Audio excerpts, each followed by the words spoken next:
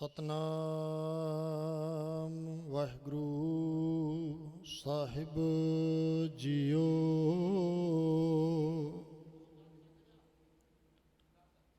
कवन वडाई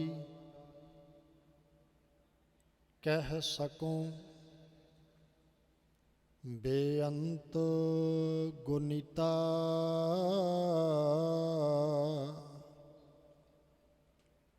कर कृपा मोहे नाम देहु नानक दर सरिता। जुग जुग अटल वालिए कुल कायनात वालिए सरवरे कायनात। धन धन धन साहिब श्री गुरु ग्रंथ साहिब सच्चे पातशाह जी महाराज। सतगुरु जियां दी पावन पवित्र हाजूरी अंदर जुड़ के धन कलगी सतगुरु जियां दे साहिबजादियां दे शहीदी दिहाड़े समूह शहीद जिन्हां ने वड्डियां वड्डियां सेवावां निभाईयां, गुरु घर दे सेवादार सारियां नूं याद करदे होइयां सालाना गुरमत समागम विच हाज़री भर रही साध संगत जी एकाग्रता बख्शो जी। प्यार विच भिज बुलंद आवाज़ विच चढ़दी कला विच फतेह प्रवान करियो। वाहिगुरू जी का खालसा वाहिगुरू जी की फतेह। साकियां दे बाबत आप जी दोपहर तो सरवण करते आ रहे हो।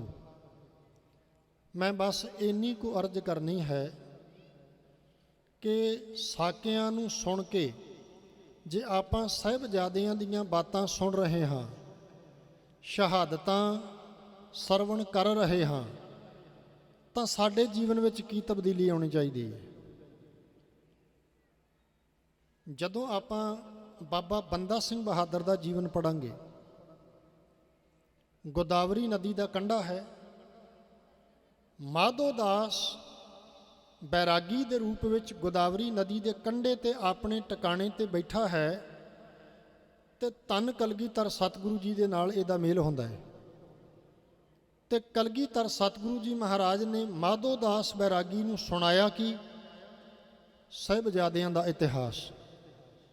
मैं ये अर्ज कर लगा जी, माधो दास बैरागी नूं कलगीधर सतगुरु गुरु गोबिंद सिंह साहिब ने साहिबजादियां दा इतिहास सरवण करवाया कि किवें छोटे साहिबजादियां नाल सरहंद की धरती ते वापरिया, चमकौर की गढ़ी विच की कुछ होया, मैदाने जंग विच की कुछ होया। सारा हाल कलगीधर सतगुरु जी ने अपनी रसना तो सरवण करवाया। ते माधो दास साहिबजादियां दी गाथा सुन के याद रखियो जी खंडे बाटे की पहल प्राप्त कर गया। माधो दास तो बनिया बाबा बंदा सिंह बहादुर। ते एक मैं अर्ज तुहाडे अगे होर करां, जदों फिर बाबा बंदा सिंह बहादुर चप्पड़ चिड़ी के मैदान में आया तो ये नाल एक बड़ा वड्डा सूरमा योधा बहादुर।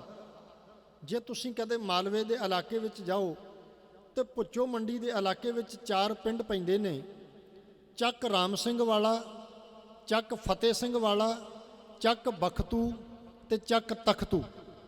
ਚੱਕ फतेह सिंह वाला दा फतेह सिंह उहदे नां ते पिंड वसे ਚੱਕ फतेह सिंह वाला।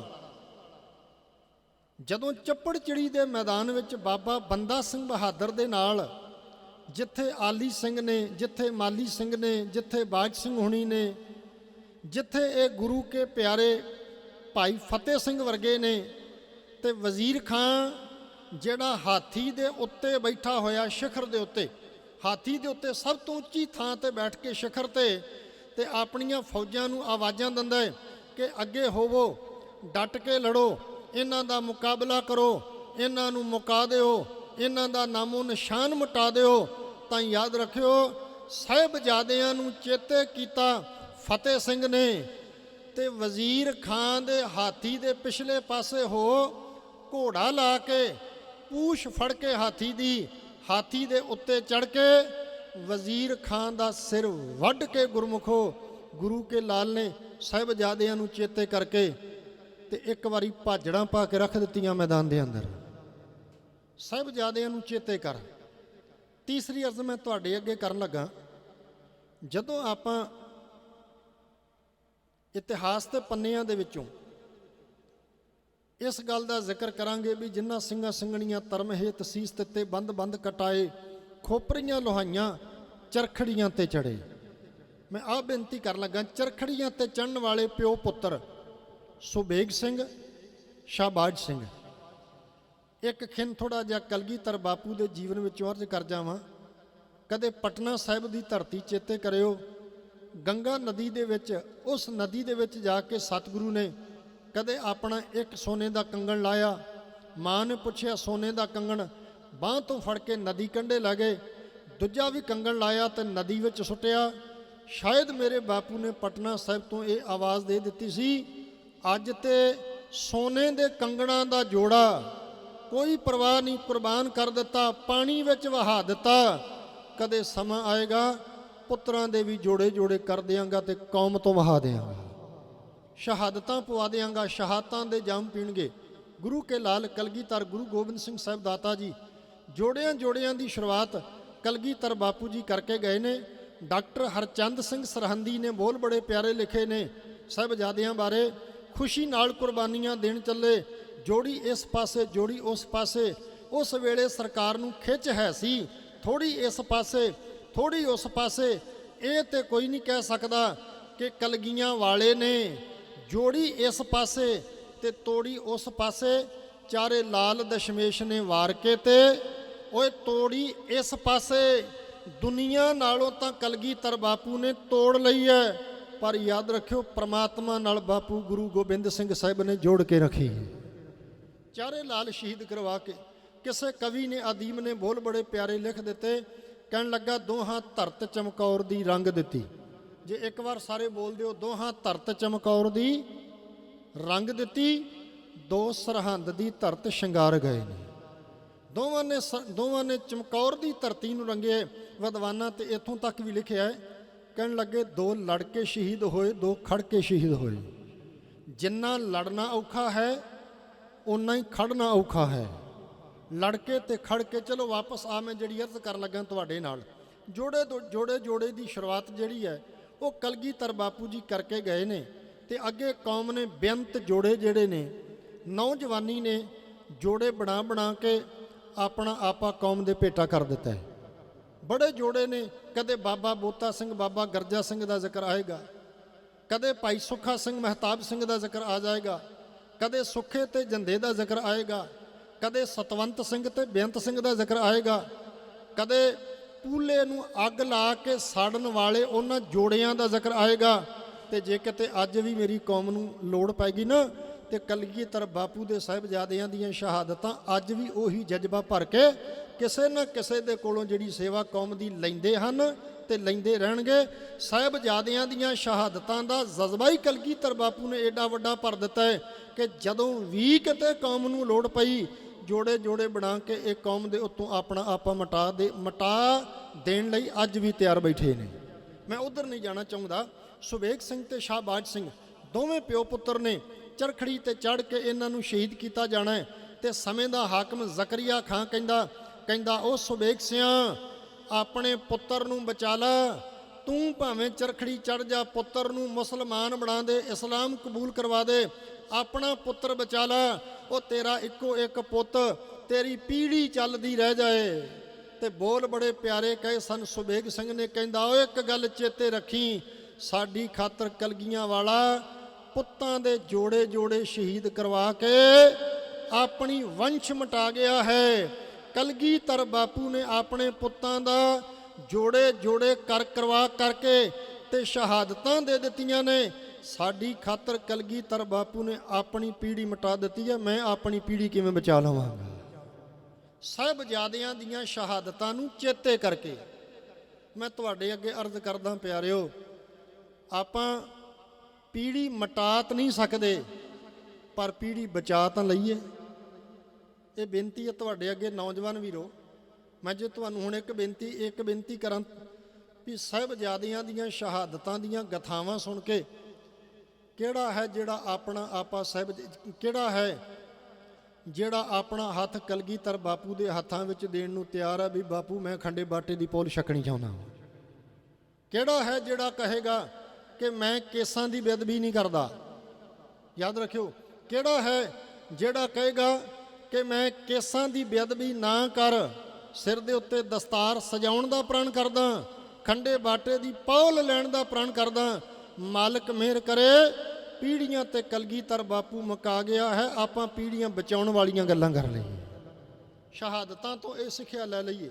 ਮੈਂ ਬਹੁਤਾ ਅੱਗੇ ਨਹੀਂ ਜਾਣਾ ਚਾਹੁੰਦਾ, ਮੇਰਾ ਸਮਾਂ ਸੰਪੂਰਨ ਹੈ। ਬਸ ਜਾਂਦਾ ਜਾਂਦਾ ਇੰਨੀ ਕੋਈ ਗੱਲ ਕਹਿਣ ਲੱਗਾ ਕਿ ਅਸੀਂ ਕਲਗੀਧਰ ਬਾਪੂ ਦਾ ਦੇਣਾ ਨਹੀਂ ਦੇ ਸਕਦੇ। ਆਹ ਗੱਲ ਯਾਦ ਰੱਖ ਲਿਓ, ਆਪਾਂ ਕਲਗੀਧਰ ਬਾਪੂ ਗੁਰੂ ਗੋਬਿੰਦ ਸਿੰਘ ਸਾਹਿਬ ਦਾਤਾ ਜੀ ਮਹਾਰਾਜ ਜੀਆਂ ਦਾ ਦੇਣਾ ਨਹੀਂ ਦੇ ਸਕਦੇ। ਕਲਗੀਧਰ ਬਾਪੂ ਨੇ ਆਪਣਾ ਘਰ-ਬਾਰ ਆਨੰਦਪੁਰ ਸਾਹਿਬ ਦੀ ਪਾਵਨ ਪਵਿੱਤਰ ਧਰਤੀ ਨੂੰ ਛੱਡ ਦਿੱਤਾ। ਆਹ ਗੱਲ ਯਾਦ ਰੱਖ ਲਿਓ, ਕਲਗੀਧਰ ਬਾਪੂ ਨੇ ਆਪਣਾ ਘਰ-ਬਾਰ ਛੱਡ ਦਿੱਤਾ ਤੇ ਸਾਨੂੰ ਘਰਾਂ ਵਾਲੇ ਬਣਾ ਦਿੱਤਾ।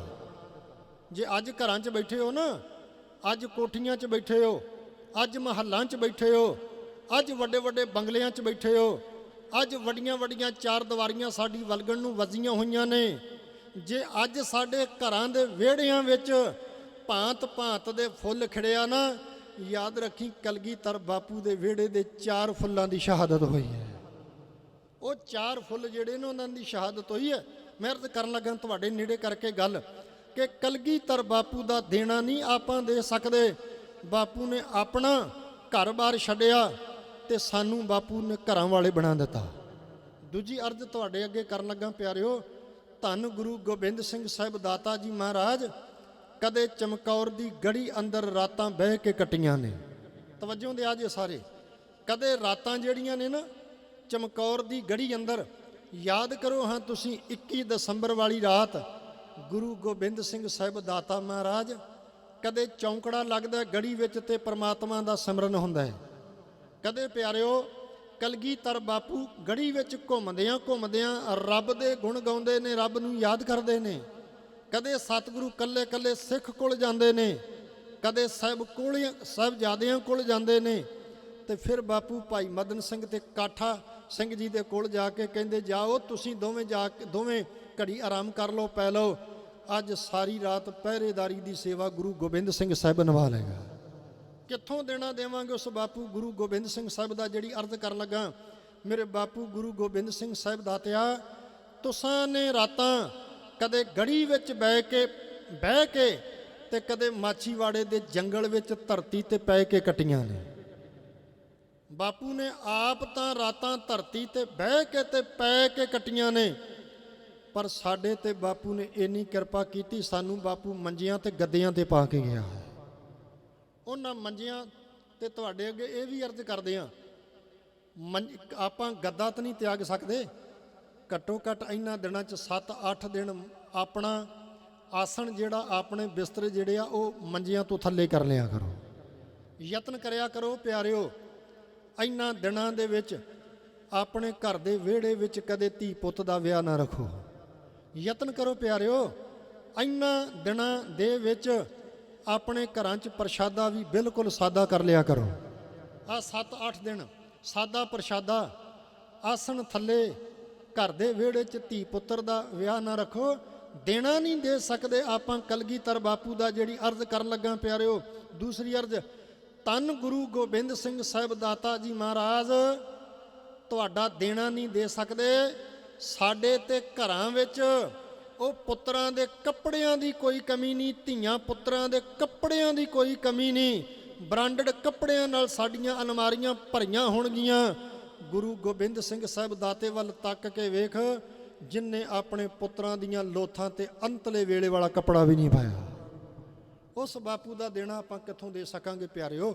ਸੋ ਮੈਂ ਬਹੁਤਾ ਅੱਗੇ ਨਾ ਜਾਂਦਾ ਹੋਇਆ, ਬਸ ਇੱਥੇ ਹੀ ਆਪਣੀ ਵਿਚਾਰ ਨੂੰ ਸੰਕੋਚਦਾ ਹੋਇਆ, ਜਿੱਥੇ ਧੰਨ ਸ਼੍ਰੀ ਗੁਰੂ ਗ੍ਰੰਥ ਸਾਹਿਬ ਜੀ ਦਾ, ਸਾਰੀਆਂ ਸੰਗਤਾਂ ਦਾ, ਪ੍ਰਬੰਧਕ ਵੀਰਾਂ ਦਾ, ਨੌਜਵਾਨ ਵੀਰਾਂ ਦਾ, ਹੋਰ ਵੀ ਬਾਬਾ ਦੀਪ ਸਿੰਘ ਸੇਵਾ ਦਲ ਵੈਲਫੇਅਰ ਸੁਸਾਇਟੀ ਗੜ੍ਹਦੀਵਾਲਾ, ਗੁਰ ਆਸਰਾ ਘਰ, ਸਤਿਕਾਰਯੋਗ ਵੀਰ ਮਨਜੋਤ ਸਿੰਘ ਜੀ, ਜਿਹੜੇ ਵੱਡੀਆਂ ਸੇਵਾਵਾਂ ਸਮਾਜ ਸੇਵਾ ਦੇ ਵਿੱਚ ਨਿਭਾਉਂਦੇ ਨੇ, ਉਹ ਨੌਜਵਾਨ ਵੀਰਾਂ ਦੀ ਬੇਨਤੀ ਨੂੰ ਪ੍ਰਵਾਨ ਕਰਕੇ ਆਏ ਨੇ। ਹੋਰ ਵੀ ਬਹੁਤ ਸਾਰੀਆਂ ਸ਼ਖਸੀਅਤਾਂ ਬੈਠੀਆਂ ਨੇ, ਸਭ ਦਾ ਧੰਨਵਾਦ ਹੈ। ਸਿੱਖ ਪੰਥ ਦਾ ਮਹਾਨ ਸਤਿਕਾਰਯੋਗ ਢਾਡੀ ਜਥਾ ਭਾਈ ਸਾਹਿਬ ਭਾਈ ਗੁਰਪ੍ਰੀਤ ਸਿੰਘ ਜੀ ਲਾਂਡਰਾਂ ਵਾਲੇ ਉਹ ਸਟੇਜ ਤੇ ਆ ਗਏ ਨੇ। ਉਹਨਾਂ ਦਾ ਸਮਾਂ ਹੈ ਤੇ ਸਟੇਜ ਦੀ ਸੇਵਾ ਮੇਰੇ ਸਤਿਕਾਰਯੋਗ ਵੀਰ ਹਰਵਿੰਦਰ ਸਿੰਘ ਜੀ, ਬੜੀ ਕਿਰਪਾ ਹੈ ਇਹਨਾਂ ਵੀਰਾਂ ਦੇ ਉੱਤੇ ਵੀ। ਨੰਗਲ ਈਸ਼ਰ ਵਾਲੇ ਉਹ ਸਟੇਜ ਦੀ ਸੇਵਾ ਨਿਭਾ ਰਹੇ ਨੇ। ਭੁੱਲਾਂ ਚੁੱਕਾਂ ਦੀ ਖਿਮਾ ਬਖਸ਼ ਫਤਿਹ। ਚੜ੍ਹਦੀ ਕਲਾ ਵਿੱਚ ਸਾਰੇ ਪ੍ਰਵਾਨ ਕਰਿਓ। ਬੋਲਿਓ ਵਾਹਿਗੁਰੂ ਜੀ ਕਾ ਖਾਲਸਾ, ਵਾਹਿਗੁਰੂ ਜੀ ਕੀ ਫਤਿਹ।